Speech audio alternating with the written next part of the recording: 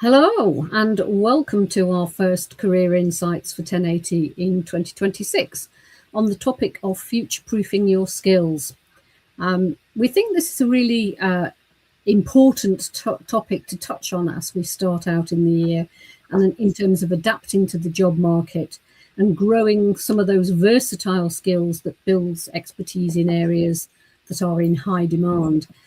So we're going to touch on some of that today, and some of the research that we will share with you on our thoughts about embracing new skills and continuous learning.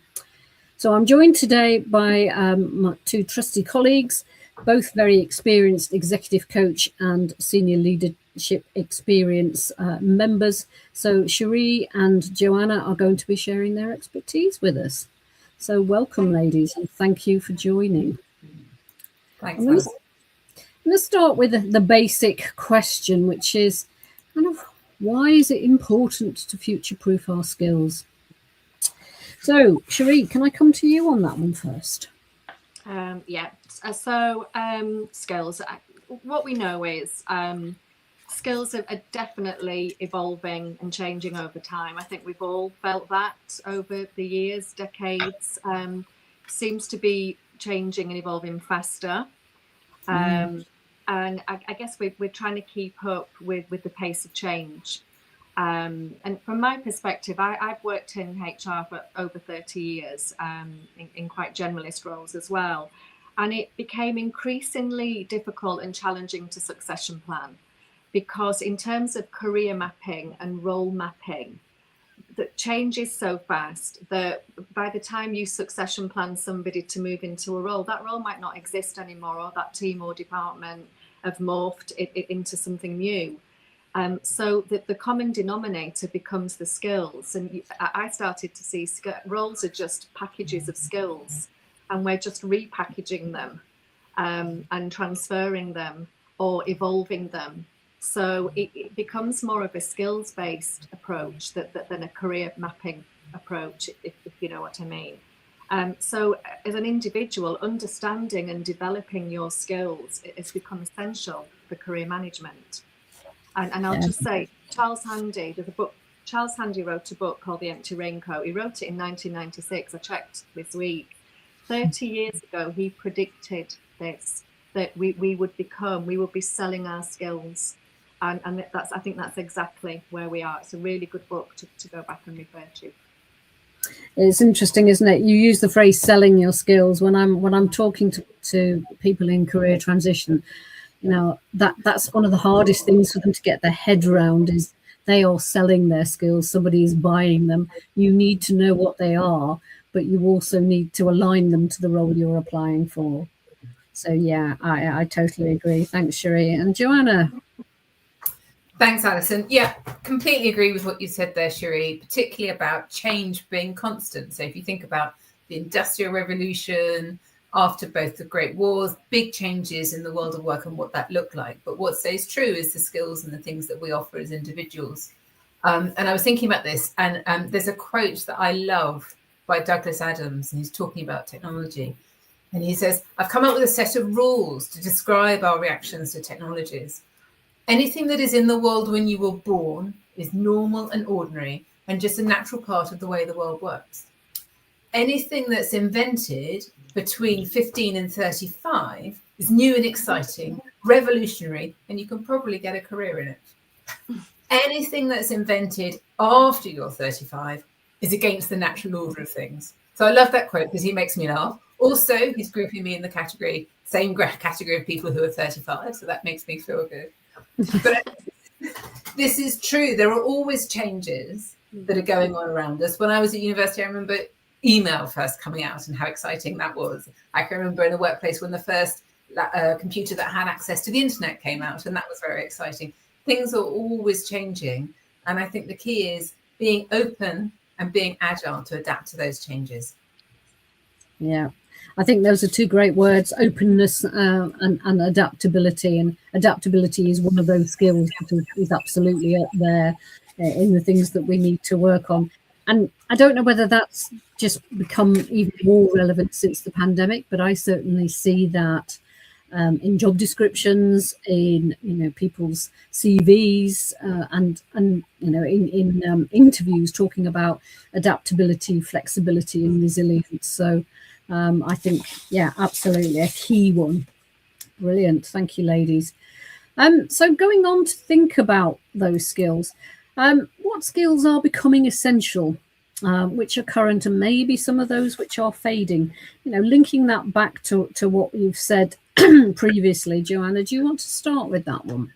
Yeah, thanks, Alison. So we've already talked about agility, being adaptable, and I think that is critical today, but I think that's probably always been true. Thinking about your humanness. So being a human, thinking about relationships and how you build rapport, how you make connection, perhaps how you sell yourself, how you solve problems. I think all these things are really, really increasingly important, and perhaps speak to that comment about being agility. And EQ, so your emotional intelligence, being able to read the room, read the crowd, read the team, and being able to respond and react, are skills that I think are ever present and really important for anyone thinking about their career moving forward and looking for their next place, to be bearing in mind, taking your whole authentic self into the workplace and being open for what's there and being part of that team. Yeah, no, I love that. And certainly EQ and agility and building relationships, I think, particularly if you're looking for a step change in your career, are things that you should consider looking at. Yeah, Cherie, anything to add to Joanne's comments there? Joanna, yeah, I guess I totally agree on the personal skills side. I think some of these personal skills are becoming more essential. I looked at this slightly differently from an actual professional technical skills point of view, and looked at some of the reports that are available. So every year there are reports that are published, reputable reports, I would say. So you kindly, Alison, shared the LinkedIn one with us recently. So LinkedIn do an update on skills that are on the rise. I sent the World Economic Forum report to my nieces recently. They're thinking about career change. I'm sure they read it cover to cover. But I looked at both of them, and there's a lot of similarities between the two. And in terms of skills on the rise, and I did try to get through the first 5 minutes of this without mentioning AI, and I think we managed it. But unsurprisingly, the big skills that have been on the rise in the last 3 years are around digital and technology. I don't think that surprises anybody. I think we've been leaning into digital and technology for quite some time now. But obviously AI has shot up. I heard yesterday that I think it's Meta are paying millions for AI skills at the moment to try and remain competitive. But AI researchers and engineers, so digital and technology are definitely still around. But there are other skills that are rising, and it's quite nice to see skills around teaching, construction, engineering, the caring profession. This is not all AI and technology. That there are other skills and other career paths and other opportunities out there, and things that are going to be needed and needed for some time. So that was quite nice to see, and that was across both reports as well. Declining what was clerical admin, data entry, and they talk about some of the creative roles that the AI could be overtaking, but skills are enduring, and I'm not convinced how quickly AI will replace some of these skills as well. I was in a meeting yesterday where it literally took us 20 minutes to extract the minutes from Copilot. So in terms of early adoption, I think a lot of us are still getting our head around AI. I think some of the big firms are all over it, but actually they will be the early adopters. I think a lot of us are actually there's still quite a long way to go before we're really truly working with this technology. So I'm trying to be optimistic about it. I think we've got time. I think we've got time to learn. I think we've got time to upskill and to retrain if needed. and even the clerical admin roles. We need those people to work with AI as well. So I think AI and digital and tech will remain an essential skill. I've only just started to play with AI. I was a little bit. It really plays into your age, your Douglas Adams, Joanna, because obviously over 35 and AI comes in, and I didn't feel excited about it at all. I was actually quite scared of it. So I've just started to gently play with it and try and demystify it a little bit for myself. And I think that's what we're going to be having to do, because I think, like it or loathe it, I don't think AI is going to go away. So we just need to learn to live with it, as we did with the internet. Yeah, absolutely, and I totally agree with that. AI, I mean, we're not here to discuss the rights and wrongs of AI, but hopefully not. And there is going to be a session later on that. So we're not experts, but it is my new best friend, and it definitely does add a lot to what we can bring in a human-centric approach. Lovely comment from Jill here. I'm just going to put that on the screen. One of our colleagues. If you do nothing to develop yourself effectively, you are moving backwards as the rest of the world moves forwards. Yeah, I agree. And that's why, to that last point, embracing AI, we might not love it, but we need to get to work to understand what it can do for us. So thank you for that comment, Jill. I want to move on and think about, how we stay relevant. So very much, the relevance of, and not being overwhelmed by new skills. And the AI example is probably a good one of that, because it feels like we should know more than maybe we do. So how do we do that? Cherie, do you want to go first with that one? Yeah, I think we've touched on it already, but it's to acknowledge and embrace change, and as part of life, really.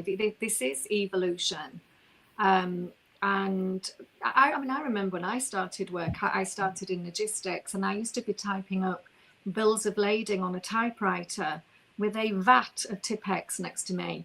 And so not all evolution. Some of this stuff is, we work for better now, don't we?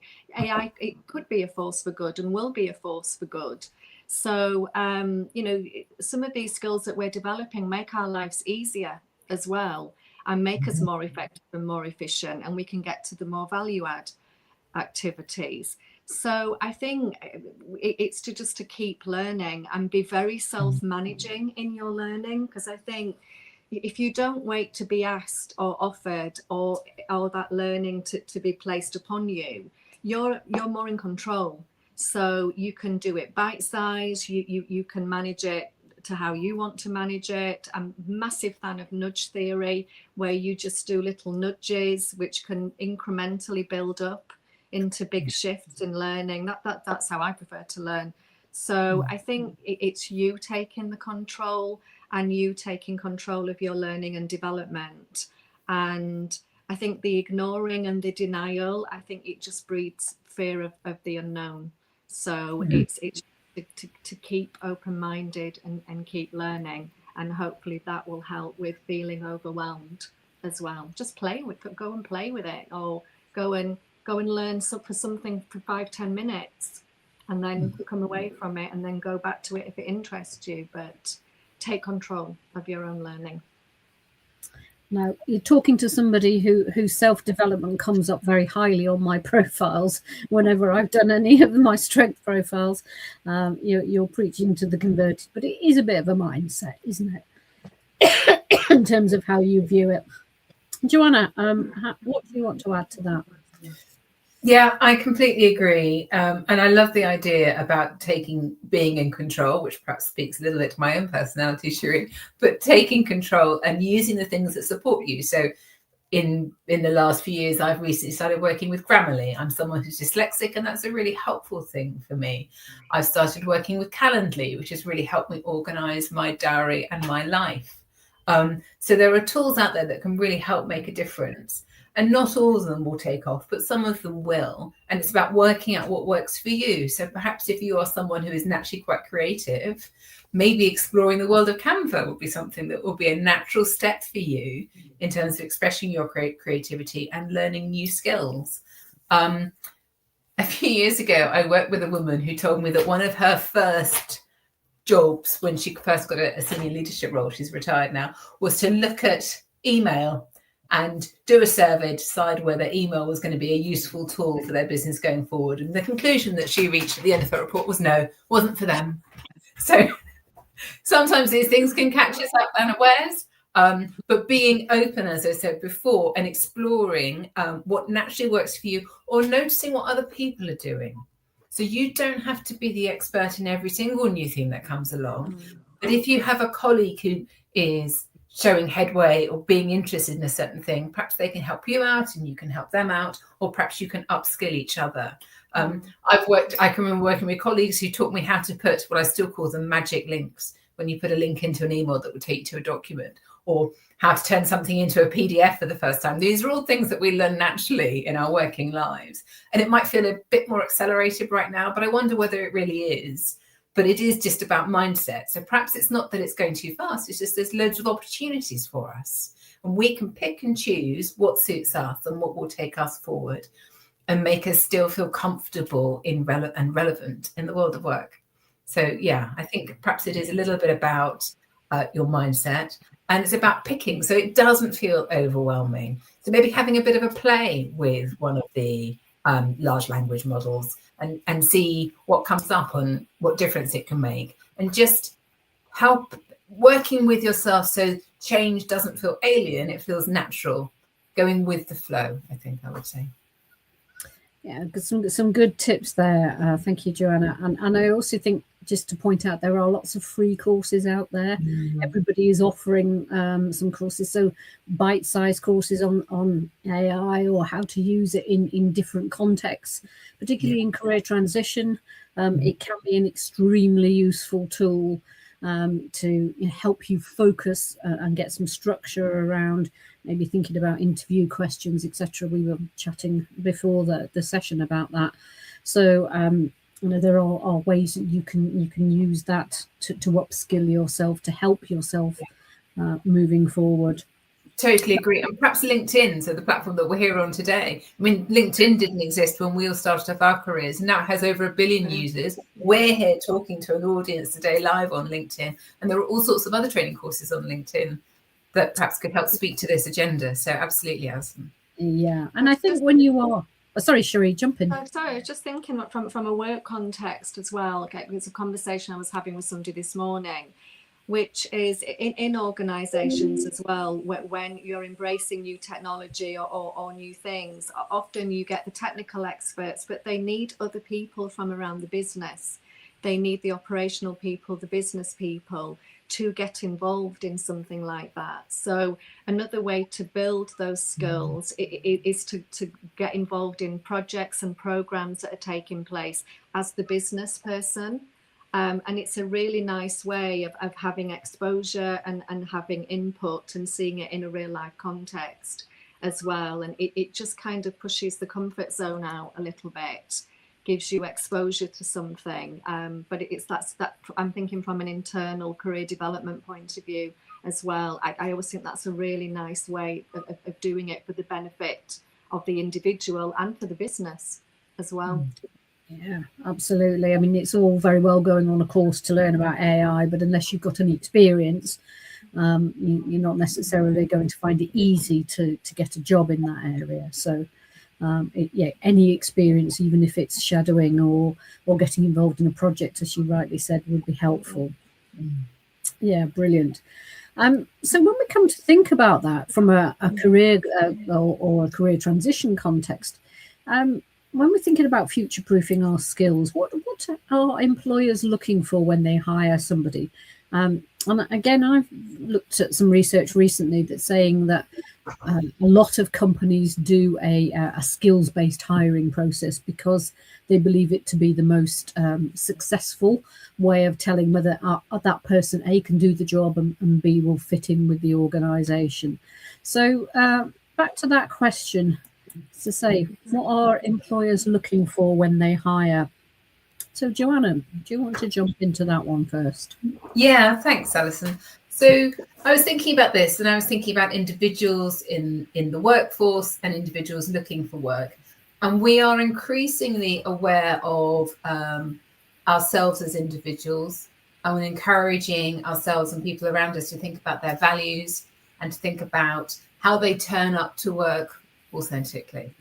So I was thinking about this and thinking that actually the same can be true from the other side, from the employer side, thinking about who does have the values that match the business, who would be a good fit in the culture. And I often say this to people when they're looking for workers. There are hundreds and thousands of jobs out there that you could do, but you only need one of them. So think really carefully about where you are going to be able to be your best self, where you are going to be able to fit, and where there will be that synergy between you and your workplace, your employer, and you can be a positive part of that culture. So I think thinking about culture and shared values, so showing up who you are and what you can bring to the business is really, really important. I also think that in terms of the kind of, when I think about the people that I've recruited in the past, people who are motivated, people who are self-driven, going back to what you were saying earlier, Sherry, people who are open and agile and thinking about the skills that they have and they can develop and grow, and being flexible and open-minded. I think that's really, really important. And I love it when I hear about employers thinking about hiring for skills, because it doesn't necessarily matter so much always about what your previous job title was. It is about the skills that you have and the value you can bring to the business.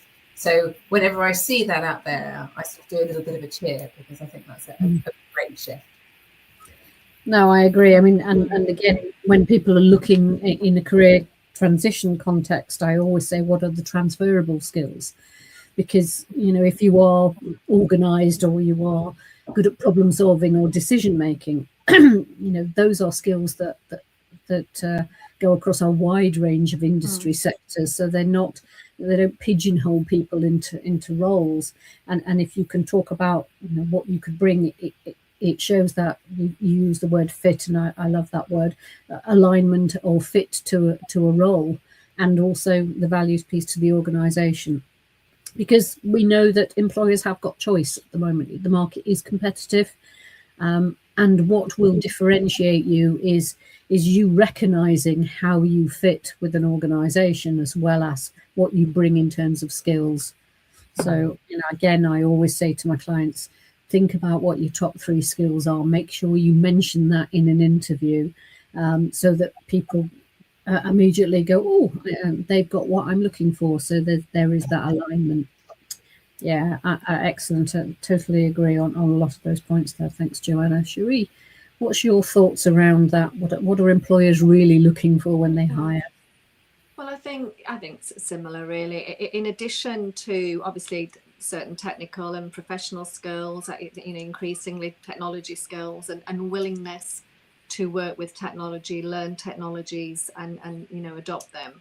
But I think mindset. It's just having the right mindset as well, because things are ever changing. So I think they're looking for transferable skills, willing to transfer those skills to different roles or programs, projects. So not rigidity, you know, not fixed in this is what I do. I do this. That may be all going on over there, but this is what I do. Willing to adapt, and the flexibility, but to pivot quickly. Because I mean, most organizations are going through some form of transformation right now, aren't they? So I think things are changing, change skills, but sometimes we just need to change quickly. And we saw that very much in the pandemic, where everything changed very, very quickly, from office working to home working. processes had to change, and we did it. We know we can do it. I think we've all had over that that period the opportunity to demonstrate actually how we transfer our skills and how we adapt and how we very quickly pivot into something different but actually still make it successful. So a lot of us have got that to draw on, when we're going into new employers as well. So I think that very much came through, but that stayed with us. So that agility, that flexibility, and that willingness, open mindset. Yeah, no, I totally agree. And I've already said I see that now on job descriptions. Adaptability is probably one of the highest skills, and I think it was in both the World Economic Forum and the LinkedIn information that I was reading. They talked a lot about adaptability, flexibility, and also resilience. Again, something Yes. very close to my heart, which is how do we bounce back from that? How do we take a more positive approach about things that are changing constantly? So yeah, I definitely think adapting those skills and embracing them is the way forward. Okay, thank you very much for that, ladies. So again, we've talked about what people are looking for when they hire and that skills-based process. I just want to go back to that point I made about making sure you know what your skills are. It sounds like such an obvious thing to say, but often when I ask people, what are your top 3 skills? People go, I don't know. I know what I can do day to day, but we don't refer to them as skills. We don't label them as such. We don't sit at our desks and say, now I'm using this skill or now I'm using that skill. So really think about how you can talk about those skills quite confidently and comfortably. Okay, so I'm conscious of time. I just want to sort of wrap up with our top tips and think about, what do we want to leave our listeners with today in terms of comments. So we want to just come back to yourself, Joanna. What are your thoughts on top tips? So I think the thought that I would like to leave people with is to really be conscious of your mindset. Be conscious of your mindset when you are looking out there for those other jobs, when you're writing those applications, when you're turning up for the interview. What is, to use some of the words that we've used today, how does your agility show in your mindset? How does your positivity show? How does your resilience show? I think that's a great point, Alison. Resilient workforce, resilient people make resilient businesses. So mindset is really powerful. And as anyone who's had more than one conversation with me or coaching with me will know, I love talking about the spheres of control model. And I use my hand as a portable whiteboard to show this. So what is in your control? And one of the main things in your control is your mindset. So how you show up. So for me, that's my top tip, Alison. Thank you. Yeah, no, I love that, Joanna. I love that whole resilience piece. And it's I would say, as a resilience practitioner, it is a slightly overused word, and it means different things to different people. But I think get your head around what that means to you, and the nice thing about resilience is we all have it. How do we dial it up when we need to?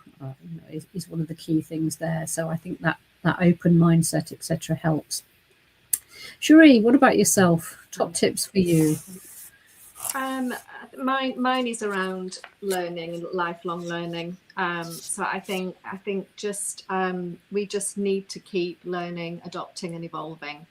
But that can be done really manageably. So even if it's 5 minutes a day, 5-10 minutes a day, just keep learning and exploring. And the model I use, Joanna, very often in my sessions is around the comfort zone to stretch to panic model, which also deals with the overwhelm as well, which is if you're in your comfort zone, but you're just gently pushing out, that's going to stretch you, it's going to grow you, but it's not going to tip you into panic, and it's going to help deal with feelings of overwhelm. So take control of your learning and do it in the most manageable way that works for you, because that will keep you relevant, that will keep you up to date, and it will take away that fear of the unknown. Charles Handy said in his book 30 years ago, education will be prolonged if not indefinite.